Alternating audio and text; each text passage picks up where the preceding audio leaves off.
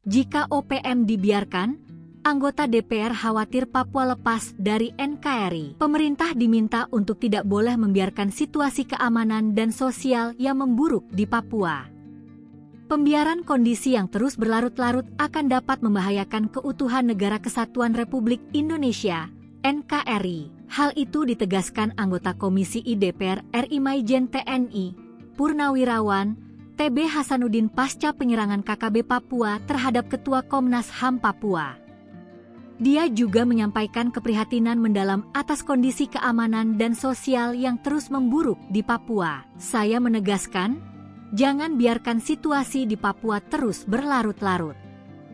Pemerintah harus mengambil langkah nyata dan menyeluruh, ujar TB Hasanuddin dikutip dari Kompas, Jumat, 2 Mei 2025. Menurutnya, pendekatan penyelesaian konflik di Papua tidak cukup hanya mengandalkan kehadiran aparat keamanan seperti TNI dan Polri, diperlukan keterlibatan seluruh elemen pemerintahan dan masyarakat, termasuk kementerian terkait dan lembaga-lembaga negara lainnya. Legislator fraksi PDIP itu juga mengingatkan bahwa sikap abai terhadap konflik berkepanjangan ini dapat menimbulkan konsekuensi serius.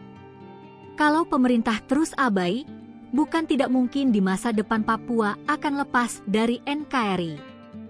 Ini harus menjadi perhatian serius semua pihak, pungkas Hasanuddin. Sebelumnya, Ketua Komnas HAM Perwakilan Papua, Fris Ramande bersama rombongan diberondong tembakan kelompok kriminal bersenjata, KKB. Kronologi penembakan itu terjadi ketika rombongan berada di Kalimeyah, Distrik Moskona Barat, Kabupaten Teluk Bintuni, Minggu, 27 April 2025. Rombongan saat itu melakukan pencarian terhadap mantan Kasat Reskrim Kepolisian Resort Teluk Bintuni, Ibtu Tommy Samuel Marbun yang hilang 4 bulan lalu.